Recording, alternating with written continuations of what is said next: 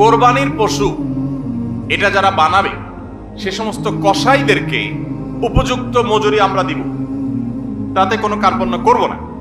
কিন্তু কোরবানির পশুর কোনো গোশত মজুরি হিসাবে দেওয়া যাবে না।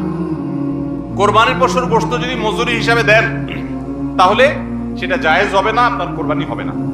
কোরবানির পশুর গোশত এটা যে কসাইরা বানায়, সেই কসাইদেরকে কোরবানির পশুর গোশত থেকে কিছু দেওয়া যাবে না।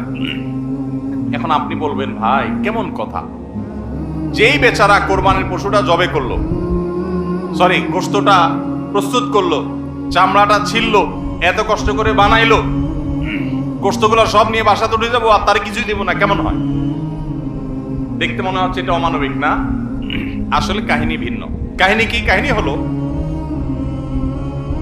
কোরবানির পশু আমরা যখন জবাই করলাম, বিসমিল্লাহ আল্লাহু আকবার, আল্লাহুম্মা মিনকা ওয়ালাক, এটা যখন জবাই করলাম আল্লাহর নামে, তখন এই পশু আল্লাহর নামে জবে হয়ে গেছে। এটা মূলত যেটা বললাম গরিব দুঃখীকে দেওয়ার কথা।